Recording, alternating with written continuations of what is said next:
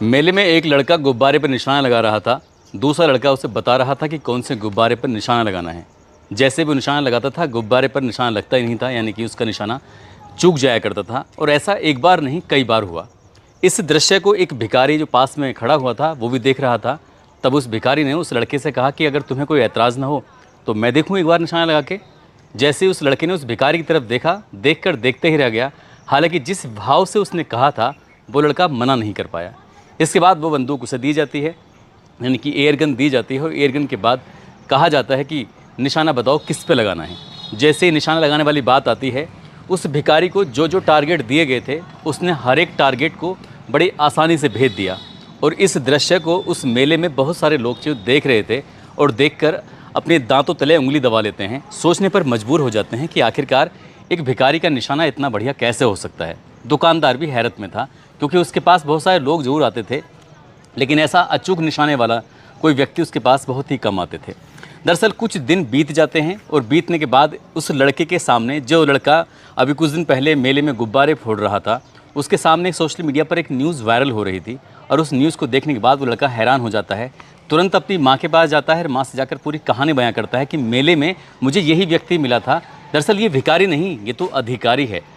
असल में आज की जो कहानी है उस भिखारी की है जो कभी अधिकारी हुआ करता था। कैसे वो अधिकारी भिखारी बन गया, कैसे वो मिला, ये कहानी बहुत ज़्यादा वायरल होती है। और कैसे उस लड़के ने अपनी ये दास्तां एक सोशल मीडिया के पेज पर शेयर की थी। आज की इस कहानी के माध्यम से जानने की, ये समझने की कोशिश करते हैं। आदाब, नमस्कार, सत श्री अकाल। मैं उस्मान सैफ़ी। आज की जो सच्ची घटना मैं आपको सुनाने जा रहा हूँ, ये सच्ची घटना है मध्य प्रदेश के। दरअसल मध्य प्रदेश को 28 विधानसभा सीटों पर उपचुनाव हुआ था और 10 नवंबर 2020 को उसकी मतगणना होने वाली थी। सुबह 8 बजे से मतगणना शुरू हो जाती है। इसके बाद इंतज़ार किया जा रहा था कि कौन सी सीट पर कौन जीत रहा है, कौन हार रहा है। ये जानने के लिए दिन भर लोग टेलीविज़न पर जुटे रहते हैं। लेकिन मध्य प्रदेश का एक ज़िला ऐसा होता है ग्वालियर। ग्वालियर की एक सीट पर कुछ तकनीकी दिक्कतें आने के कारण रात के 12 बज जाते हैं और रिज़ल्ट की घोषणा नहीं होती है। आखिरकार रिज़ल्ट के इंतज़ार करते करते रात का 1 बज जाता है। और जब 1 बजे घोषणा होती है, उसके बाद फिर लोग अपने अपने राहत की सांस लेते हैं। सबके सब चले जाते हैं, अधिकारी भी अपने अपने लौट जाते हैं। ऐसे ही 2 अधिकारी होते हैं डीएसपी की, जिनकी पोस्ट होती है।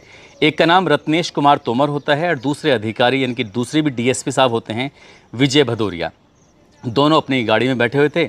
ये सुरक्षा व्यवस्था का जायज़ा ले रहे थे कि सब कुछ ठीक ठाक है कि नहीं है। रात के लगभग 1:30 बजे के आसपास का वक्त हो रहा था। 10 नवंबर साल 2020 की मैं बात कर रहा हूँ। जैसे ही अपनी गाड़ी से जा रहे हैं, अचानक ही इनकी गाड़ी की जो लाइट थी, उस लाइट से एक आदमी को दिखाई देता है और दिखने के बाद वो एकदम से छिप जाता है। जैसे वो व्यक्ति छिपता है तो दोनों अधिकारी एकदम सतर्क हो जाते हैं कि ये आदमी कौन था जो छिप गया है। गाड़ी थोड़ी आगे बढ़ती है। आगे बढ़ने के बाद उस गाड़ी को जब पीछे लाया जाता है तो सिपाही से कहा जाता है जाकर देखो कौन है कौन नहीं है। जैसे दोनों अधिकारियों ने आदेश दिया, उसके बाद सिपाही ने जाकर जब करीब से देखा तो पता चलता है कि एक भिखारी है जो पुलिस की जीप को देखकर थोड़ा छुप गया है, साइड से हो गया है। उसने कहा साहब कोई ऐसी बड़ी दिक्कत नहीं है, एक भिखारी है खड़ा हुआ था, उसने कपड़े भी अजीब से पहने हुए थे, दाढ़ी उसकी बहुत ज़्यादा बड़ी हुई है, बाल उसके बहुत बड़े हुए हैं, इसलिए चलते हैं, कोई दिक्कत नहीं है। लेकिन सर एक बात ज़रूर कहूँगा कि वो ठंड से पूरी तरह से काँप रहा है। जैसे दोनों अधिकारियों ने ये बात सुनी, आपस में दोनों बातचीत करने लगते हैं। अचानक फिर से गाड़ी चलने लगती है और गाड़ी चलने के बाद दोनों अधिकारी डिसाइड करते हैं ठीक है, उसे ठंड लग रही है तो कुछ उसके लिए इंतज़ाम कर देते हैं। ऐसा ना हो कि सुबह को हम लोगों को ही यहाँ पर सूचना मिले और दोबारा से आना पड़े। गाड़ी फिर से बैक होती है। बैक होने के बाद उसमें से एक डीएसपी साहब उतरते हैं तो वो अपने जूते उतार के उसको दे देते हैं। कहते हैं कि भाई तुम इन्हें पहन लो। दूसरा जो अधिकारी होता है वो अपनी जैकेट निकालता है और जैकेट निकाल के उस भिखारी को दे देता है। जैसे ही उस भिखारी ने जैकेट को पहना तो उधर से वो बोलता है thank you very much Ratnesh, और तुम कैसे हो। जैसे ही भिखारी ने ये बात कही, रत्नेश यानी कि डीएसपी रत्नेश कुमार तोमर, वो थोड़ा सकपका गए, परेशान से हो गए कि ये मेरे नाम से कैसे ये बुला सकता है।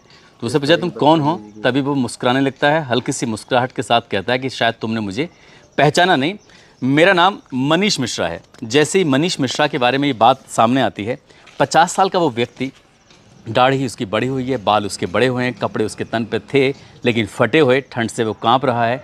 नाम अपना मनीष मिश्रा बता रहा है। अब मनीष मिश्रा का नाम सुनने के बाद रत्नेश कुमार तोमर और विजय सिंह भदौरिया आपस में बातचीत करने लगते हैं। विजय सिंह भदौरिया बोले, क्या तुम इसे जानते हो? बोले, नाम तो सुना सुना लग रहा है, जाना पहचाना लग रहा है, ऐसा लग रहा है जैसे क्या मेरे बैचमेट हो। 1999 में जब भर्ती होती है मध्य प्रदेश पुलिस में बतौर सब इंस्पेक्टर, तब रत्नेश कुमार तोमर और उनका बहुत खास दोस्त होता है मनीष मिश्रा, जो दोनों साथ साथ ही ट्रेनिंग लिए थे, साथ साथ ही रहते थे। मनीष मिश्रा पढ़ने में बेहद होशियार भी होता है, अपने काम को बहुत अच्छे तरीके से करने का उसका अंदाज़ा था, साथ ही उसका जो निशाना था वो एकदम अचूक निशाना था और उसकी तारीफ़ें पूरे बैच में होती थी। 1999 में जब उसकी नौकरी लग जाती है तो जितने दिन भी उसने अपनी सर्विस की थी, बड़ी ही ईमानदारी, बड़ी ही खूबसूरती से सर्विस की थी, हर कोई उसको की तारीफ भी किया करता था। अब रत्नेश जी जब अपने ही साथी डीएसपी साहब से बातें कर रहे हैं तो वो आराम से चुपचाप सुन रहा है, लेकिन कोई ज़्यादा खास प्रतिक्रिया नहीं कर रहा था, क्योंकि उसकी जो मानसिक स्थिति थी, उसकी मनोज दशा थी, वो ज़्यादा अच्छी नहीं थी। तभी डीएसपी और दोनों आपस में बातचीत कर रहे थे। उन्होंने कहा कि ठीक है, अगर तुम्हारा दोस्त है तो इसे लेके चलते हैं और कहीं से दिखवाते हैं। बात दिखवाने की जब आती है, जब उसे कहा कि चलो गाड़ी में बैठते हैं, तो गाड़ी में बैठने को वो व्यक्ति तैयार ही नहीं होता, यानी कि भिखारी साफ मना कर देता है, कह देता है कि मैं नहीं जाऊँगा, मुझे यहीं छोड़ दो। अब उसे बार बार ले जाने की जिद करने लगते हैं दोनों डीएसपी, और वो भिखारी बार बार मना कर रहा था। तभी जो सिपाही होता है उसने कहा कि साहब परेशान क्यों होते हो, पास में ही एक एनजीओ है जो कुछ ऐसे लोगों पर काम करती है, क्यों ना उन्हें बुलाया जाए, उन्हें बुलाने के बाद इनको दिखाया जाए तो कैसा रहेगा। ये मशवरा बहुत अच्छा था और उसके बाद फिर एक एनजीओ को फ़ोन किया जाता है। एनजीओ के जो कुछ पदाधिकारी थे वो मौके पर पहुंचते हैं और जो व्यक्ति होता है, जो कि भिखारी होता है, जो कि 1999 में मध्य प्रदेश पुलिस में बतौर सब इंस्पेक्टर की पोस्ट से भर्ती होता है, उसके बाद 2005 तक दतिया में उसकी पोस्टिंग भी रहती है, थानेदार भी रहता है, अलग अलग ज़िलों में उसकी पोस्टिंग भी होती है, अलग अलग थानेदारों में थानेदार रहा था। तो ये उस व्यक्ति को लेके जाते हैं, उसके बड़े हुए बालों को काटा जाता है, दाढ़ी को काटा जाता है, उसे साफ़ सुथरे कपड़े पहनाए जाते हैं, नहलाया जाता है, धुलाया जाता है। और जैसे ही ये बात सोशल मीडिया के माध्यम से पुलिस डिपार्टमेंट को पता चलती है तो उस दौर के जिस व्यक्ति ने उस भिखारी यानी कि उस थानेदार के साथ काम किया था, मनीष मिश्रा के साथ, वो सारे के सारे लोग मिलने के लिए भी चले जाते हैं और ये कहानी ये सोशल मीडिया पर बहुत तेज़ी के साथ वायरल होने लगती है। अब हर कोई ये जानना चाहता था कि आखिरकार जब ये इतना होशियार व्यक्ति था, जब इसके निशाना बड़ा अचूक था, जब इसकी अच्छी खासी नौकरी चल रही थी, सब कुछ तो ठीक था, तो फिर हुआ क्या कि आखिरकार ये भिखारी बन गया। दरअसल इसके बारे में जब पुलिस ने पता करने की कोशिश की तो पता चलता है कि इस व्यक्ति के जो पिता होते हैं, साथ ही इसके चाचा होते हैं, वो एसपी की पोस्ट से रिटायर भी हो जाते हैं। खुद इसका भाई भी होता है, वो भी पुलिस डिपार्टमेंट में एक अच्छी पोस्ट पर होता है, और जो बहन होती है, चचेरी बहन, वो विदेश में कोई जैसे विदेशी दूतावास होते हैं, ऐसे ही कुछ फॉरेन सर्विस में वो जॉब कर रही थी। पूरा परिवार बेहद पढ़ा लिखा होता है और पत्नी जो होती है वो न्यायिक सेवा में होती है। लेकिन साल 2005 तक तो ज़िंदगी बहुत ठीक ठाक चल रही थी और अचानक ही मानसिक स्थिति ख़राब हो जाती है, और जैसे ही 2005 के बाद मानसिक स्थिति ख़राब हो जाती है तो ये ड्यूटी पे कम और अपने घर पे ज़्यादा रहने लगते हैं। घर पे रह के ही इलाज वगैरह किया जा रहा था और धीरे धीरे करके साल 2010 भी आ जाता है। 5 साल तक इलाज चलता रहा। इसी बीच में पत्नी से अनबन और ज़्यादा हो जाती है। पत्नी तलाक के लिए अर्जी देती है और तलाक हो जाता है। अब यहाँ पर जो माता और पिता होते हैं वो बूढ़े हो रहे थे, परिवार के बाकी लोग थे अपने अपने काम में बिजी हो जाते हैं, और एक दिन मौका पाते ही मनीष मिश्रा अपने घर को छोड़ के वहाँ से निकल जाते हैं, कहीं दूर चले जाते हैं। और बताया जाता है कि इसी तरह से वो जगह जगह कहीं भी खड़े होकर, चौराहे पर, कहीं भी होटल के सामने खड़े होकर जहाँ लोगों से भीख मांग मांग कर अपनी ज़िंदगी की गुजर बसर करने लगते हैं। लेकिन कोई नहीं जानता था कि ये पुलिस का अधिकारी रहा है और इसी हिसाब से वो भीख मांग कर अपनी ज़िंदगी गुजार रहे थे। ऐसे ही दावे किए जाते हैं कि लगभग 10 साल तक उस व्यक्ति ने घर की तरफ कदम नहीं रखा। हालांकि सोशल मीडिया पर या अलग अलग अखबारों के माध्यम से ये भी पता चलता है कि जो परिवार में उनके भाई थानेदार के पोस्ट पे थे, पुलिस में थे, वो भी उन्हें अपने साथ रखकर उनकी खिदमत वगैरह किया करते थे। लेकिन जब मौका मिल जाया करता था मनीष मिश्रा को तो वहाँ से चुपचाप वो निकल जाया करते थे, यानी कि वो अपने परिवार पर शायद बोझ नहीं बनना चाहते थे, इसलिए वो वहाँ से चले जाते हैं। लेकिन कोई नहीं जानता था कि 2 डीएसपी जो मतगणना की ड्यूटी से अपने घर की तरफ जा रहे थे, अचानक उन्हें एक भिखारी मिलता है, और वो भिखारी कोई भिखारी नहीं था बल्कि मध्य प्रदेश पुलिस का सब इंस्पेक्टर होता है, और उसको एक एनजीओ के माध्यम से उसका इलाज कराया जाता है। और उसके बारे में जो बातें थीं वो तो खैर सोशल मीडिया पर वायरल होने ही लगती हैं, और जैसी ये खबर पता चलती है तो पुलिस डिपार्टमेंट के अलग अलग लोग भी उनसे मिलने के लिए आते जाते रहे थे। 2021 के बाद में मनीष मिश्रा का क्या होता है, वो कहाँ रहते हैं, घर में रहते हैं, परिवार के साथ रहते हैं, या फिर से वो सड़कों पर निकल जाते हैं, इनके बारे में मैंने पता करने की काफ़ी कोशिश की।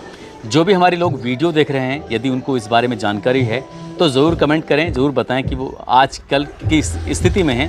हालांकि उनके बारे में बताया जाता है कि वो वाकई एक अच्छे इंसान रहे थे और अच्छे इंसान के साथ ऐसा भी होता है। तो इसलिए ये घटना एक सबक भी देती है कि इंसान चाहे कोई कितना ही बड़ा क्यों ना हो जाए, वो ज़मीन पर ज़रूर रहना चाहिए। उसकी बातें, उसका घमंड कभी नहीं आना चाहिए। पता नहीं वक्त कब किस वक्त करवट ले ले और इंसान को किस मोड़ पर लाकर खड़ा कर दे। हालांकि इनके बारे में कोई ऐसी बुरी बात सुनने को नहीं मिलती हैं, लेकिन इनकी मनोदशा किस हिसाब से ख़राब हो जाती है इस बारे में भी कोई ज़्यादा जानकारी मिलती नहीं है। दोस्तों, इस पूरे घटनाक्रम को सुनाने का उद्देश्य किसी को परेशान करना नहीं है, किसी का दिल दुखाना नहीं है, बल्कि आपको जागरूक करना है, आपको सचेत करना है।